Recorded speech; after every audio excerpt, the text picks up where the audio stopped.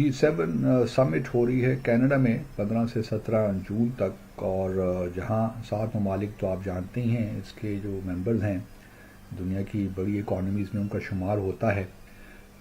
اس کے علاوہ پچھلے کئی سالوں سے جو ممبرز نہیں ہیں، جو امپورٹنٹ کنٹریز ہیں اور جن کی اکانومیز اب G7 کی ٹیبل پر آ چکا ہے، یعنی انڈیا اٹینڈ کرے گا G7 کی سمٹ۔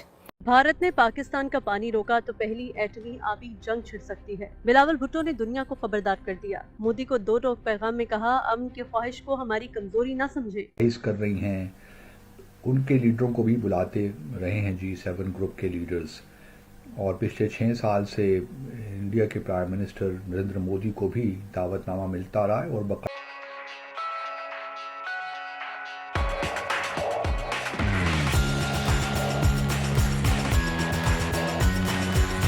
کے ساتھ وہ اٹینڈ بھی کرتے رہے ہیں۔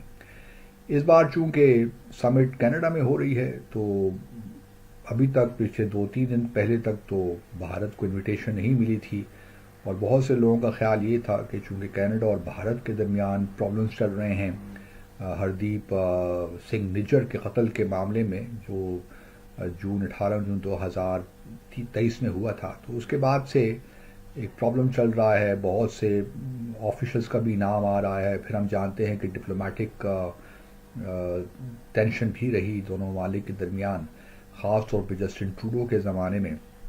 تو خیال یہی تھا کہ کیونکہ وہ انویسٹیگیشنز ابھی تک جاری ہیں، تو خیال یہی تھا کہ شاید اس بار پرائم منسٹر مودی کو انوائٹ نہ کیا جائے، اور پھر بھارت سے بھی یہ خبریں مل رہی تھیں کہ ابھی تو بہت دیر ہو گئی ہے، اور اگر ابھی انویٹیشن آتی بھی ہے تو پرائم منسٹر مودی کا اسکیجول بڑا ٹائٹ ہے تو وہ شاید اٹینڈ نہ کریں۔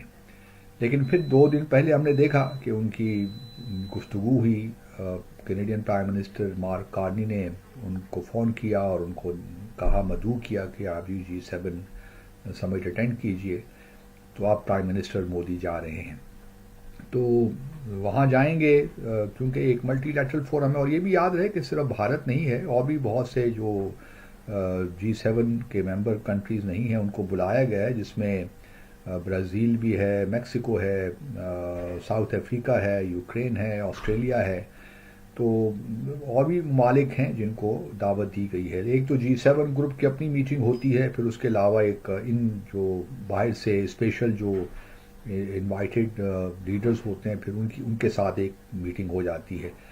تو ایک انٹرسٹنگ ٹرپ ہوگا پرائم منسٹر مودی کا۔ پہلے تو مارک کارنی جو ہیں پرائم منسٹر کینیڈا، ان سے سوالات پوچھا گیا کہ جی آپ نے کیوں بلایا، اور کیا مودی صاحب اس جو قتل ہوا تھا نجر کا اس میں انوالو نہیں ہیں؟ تو انہوں نے فی الحال کہا کہ جی ابھی تک تو قانونی کارروائی ہو رہی ہے، تو اس وجہ سے یہ چیزیں اس وقت اس کے بارے میں تبصرہ نہیں کر سکتے، اور بالکل ٹھیک بھی کہا، کیونکہ جب قانونی کارروائی ہو رہی ہو تو ان چیزوں پہ تبصرہ بنتا نہیں ہے۔ اور پھر جو تعلقات ہیں بھارت اور کینیڈا کے ساتھ، اس کی اپنی ایک نوعیت ہے، امپورٹنٹ تعلق ہے، تو وہ بھی کینیڈین پرائم منسٹر کو اس کو نظر انداز نہیں کر سکتے۔ لیکن یہ بات ضرور ہے کہ جو بھارت میں کہا جا رہا تھا کہ جی اب پرائم منسٹر نریندر مودی نہیں جائیں گے، تو یہ بھی بات تو ثابت نہیں ہوئی۔ جی ان کو فون آیا، انہوں نے G7 سمٹ اٹینڈ کرنے کی حامی بھر لی، انہوں نے یہ نہیں کہا کہ جی میرا بڑا سخت اسکیجول ہے اور میں نہیں آ سکتا۔ تو یہ بھی بات ہمیں معلوم ہی تھا کہ اگر ان کو انویٹیشن آئے گی تو وہ انکار نہیں کر سکیں گے، کیونکہ ایک امپورٹنٹ گروپ ہے G7۔ اب میرا اپنا خیال یہ ہے کہ مودی صاحب کو نہیں جانا چاہیے تھا، کیونکہ وہاں پہ تو صدر ٹرمپ بھی موجود ہوں گے، اور صدر ٹرمپ کی موجودگی آج کل جو ہے پرائم منسٹر مودی کو ذرا اچھی نہیں لگ رہی۔ وہ جو کچھ کہتے پھر رہے ہیں پچھلے پہلگام کے واقعے کے بعد سے، وہ ان کو پسند نہیں آ رہا، اور تقریباً پچھلے جب سے پہلگام کا واقعہ شروع ہوا اور اب تک تقریباً 10 مرتبہ وہ یہ کہہ چکے ہیں پریزیڈنٹ ٹرمپ کہ میں نے پاکستان اور بھارت کے درمیان سیز فائر کروائی تھی۔ وہ کریڈٹ سب وہ لے رہے ہیں۔ اب یہ کیسے ہوا؟ کیونکہ G7 جو ہے اس پہ یہ کہا جا رہا تھا کہ کینیڈا انڈیا کو انوائٹ نہیں کرے گا، تو جو یہ بات کہہ رہے تھے یا اس کے اوپر بہت خوش ہو رہے تھے، تو ان کا اب وہ تجزیہ یا اندازہ غلط ثابت ہو گیا ہے۔ क्योंकि ये एक ग्लोबल रीअलाइनमेंट हो रही है। आप ये बात याद रखें कि ऐसा हो नहीं सकता कि आप दुनिया की 5वीं या चौथी बड़ी इकोनॉमी को एक इतनी बड़ी कॉन्फ्रेंस से बाहर रख सके। ठीक है जी।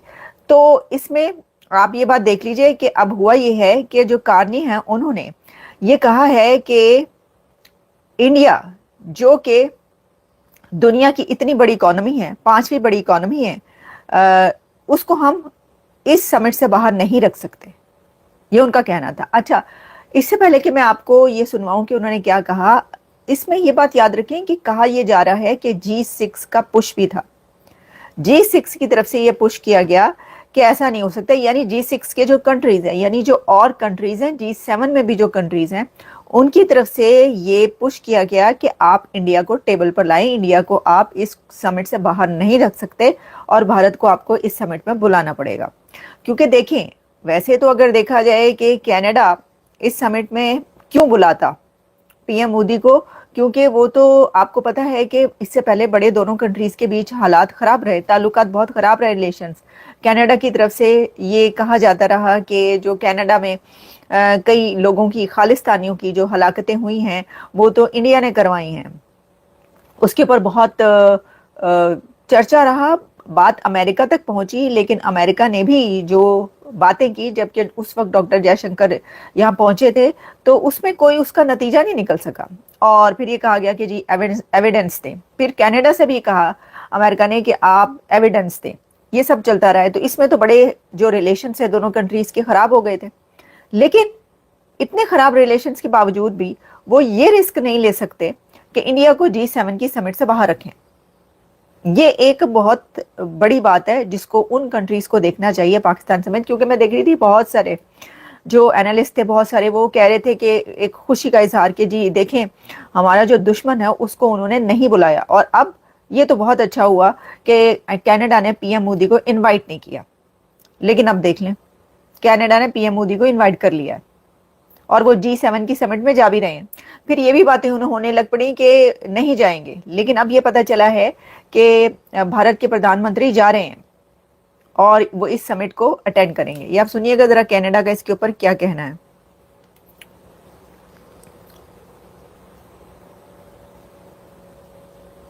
India, the 5th largest economy in the world, effectively the most populous country in the world, central to a number of those supply chains, at the heart of a number of those supply chains, so it makes sense.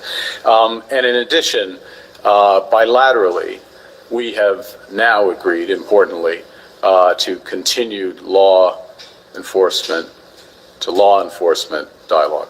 So there's been some progress on that. It recognizes अब इसमें इन्होंने क्या किया, global supply chains और एक बड़ी economy.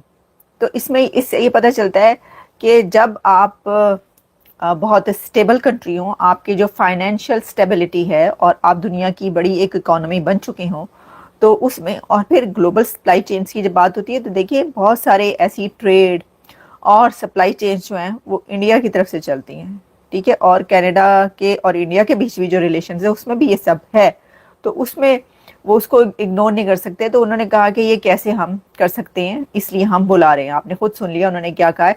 और इसमें मैंने आपको ये बता दिया कि इसमें बहुत सारे कंट्रीज, कुछ ऐसे कंट्रीज जो कि G6 के कंट्रीज हैं, G7 के कंट्रीज हैं, उनकी तरफ से ये कहा गया था कि नहीं, आप इंडिया को इसमें बुलाएं, और फिर उन्हें बुलाना पड़ा कनाडा को। ये है दुनिया की बड़ी इकोनॉमी होने की ताकत